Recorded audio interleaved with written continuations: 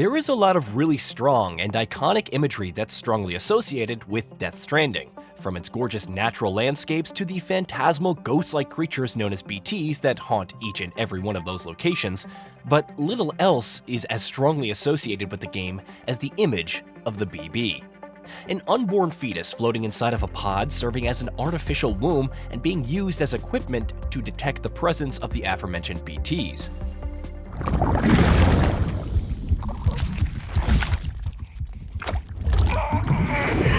There's obviously much that we still don't know about Death Stranding 2 on the beach, but the one that we could be pretty sure of is that BBs will continue to be an important part of the universe, and not just for the obvious narrative reasons, which we'll get to in a bit. So before the open world sequel arrives not long from now, here we're going to offer a refresher on exactly what BBs are and how they tie into the first game's story. Sam, if one of those things eats you, it'll trigger a void out. You'll come back, sure, but the surrounding area will still be a crater.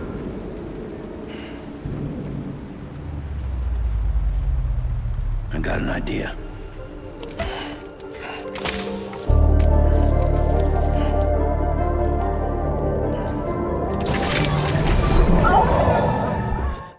Let's begin with the basics.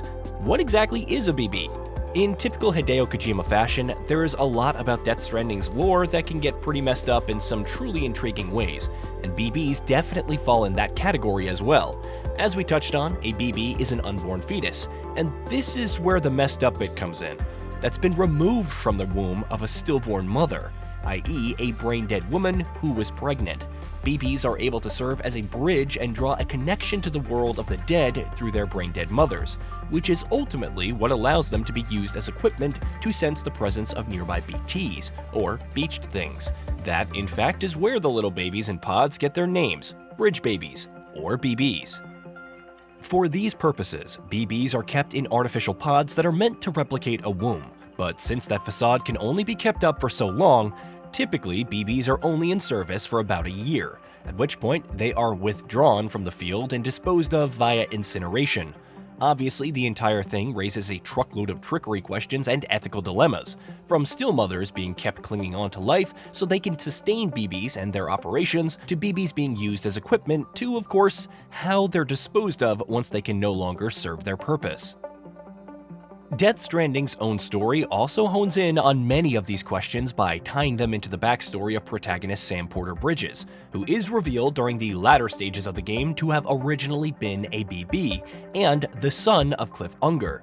The BB program was being secretly run by the government in its attempts to finally solve the mysteries of the beached things, and as you would expect with something of that nature, that Black Ops off-the-books research had a rocky history.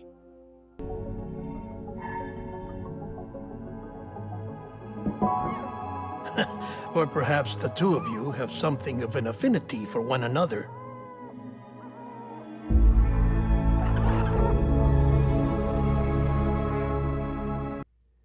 The original BB experiments were run in a secret facility in Manhattan that was completely obliterated in an accidental void-out, the first one recorded in modern history, which incidentally also killed the UCA's president at the time.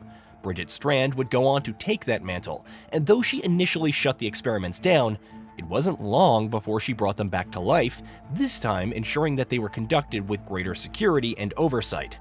That was what eventually led to the BB program as we see it in Death Stranding. To their still mothers back at HQ, bridge babies are quite literally bridges between this world and the other side. Their place is not here with us, nor with the BTs over there. They belong precisely in between, with no greater affinity for one world or the other. President Strand's plans, however, also required a BB that was uniquely capable, more so than any regular bridge baby, for which she and the UCA roped the soldier named Cliff Unger into their plans. Cliff was told that if he allowed his son to be used by the UCA scientists for their BB research, they might also be able to find a cure for his brain-dead wife. Though, as you would expect from a Black Ops government experiment, they were less than honest about what their experiments would actually lead to. When Cliff found out, he attempted to escape with his son, an infant Sam Porter Bridges, though both were killed in that attempt, following which Sam was brought back to life as BB. I'm sorry, Lisa. I screwed it up. I've ruined everything.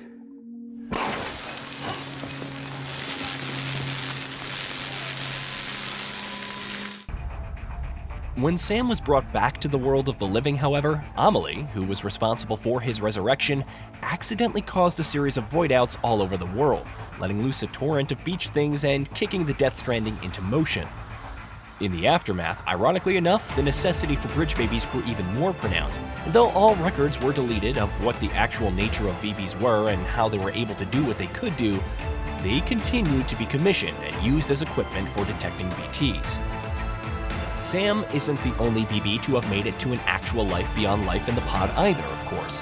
Death Stranding ends with Sam taking the BB that he has traveled throughout all of the UCA with across the entirety of the game, BB-28, for scheduled disposal at the incinerator. He's unable to go through with it, however, and he instead ejects the baby from the pod, names her Lou, and decides to raise her as his own while living completely off the grid.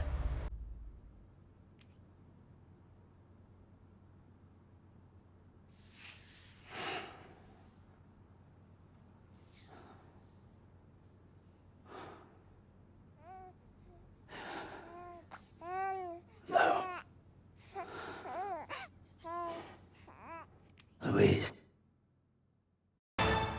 How bridge babies will continue to play a role in the upcoming Death Stranding 2 on the beaches story exactly remains to be seen, but it seems like a safe bet that they will. After all, the BTs are still very much a threat, which means the need for using BB's unique capabilities to detect beach things in the vicinity isn't going to go away anytime soon either. Beyond that basic level, from all that we've seen of the game so far, and we've actually seen quite a bit of it, it's clear that Lou is going to be a crucial part of the story. Now a little toddler rather than tiny baby in a pod, Lou is clearly more important than just any regular bridge baby, because the ever-so-villainous Higgs, who is back to chew the scenery as Death Stranding 2's gleefully over-the-top big bad, seems to be on the hunt for her as part of his larger, currently unknowable plans. Sam himself was, of course, a special BB back in the day, and Death Stranding hasn't been shy about drawing parallels between Sam and Lou, so clearly the suggestion that Lou is also a special BB with unique capabilities that many are going to want to exploit is quite clear. Meanwhile, Death Stranding 2's cast is also going to feature Luca Martinelli, who plays Neil, an off-the-book smuggler who works for the UCA, getting paid in exchange for smuggling still mothers from Mexico across the border, which means the BB experiments are very much continuing apace in the shadows, unless Neil is entirely a flashback character similar to Cliff Unger in the first game, which is certainly a distinct possibility. Clearly, BBs and the UCA government's shady steps in continuing to work on those experiments are going to play a role in Death Stranding 2 on the beach's story. Exactly how prominent it will be remains to be seen, but luckily enough, we won't have to wait too much longer to find out. Hey, did you know that we at GamingBolt upload new videos every day? Stick around, drop a like, subscribe, and hit that bell, and let us know what kind of content you'd like to see in the future with a comment below.